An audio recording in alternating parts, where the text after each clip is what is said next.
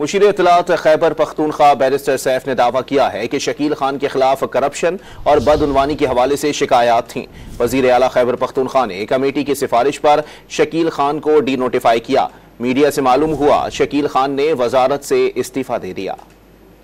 محکموں میں کرپشن کی شکایات ہوتی ہیں، مس مینجمنٹ کی شکایات، بد انتظامی،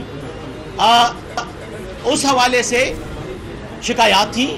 یہ معاملہ میڈیا میں بھی آیا، پروب ہوا، کارکنان کی طرف سے بھی بار بار شکایات آتی رہی، پارٹی عہدیداروں کی طرف سے بھی آئیں، اور یہ شکایات عمران خان صاحب تک بھی پہنچی۔ اس کے بعد ان کی ہدایات پر اس میں یہ کمیٹی بنائی گئی اور کمیٹی نے یہ معاملہ پروب کیا۔ کل وزیر اعلیٰ صاحب نے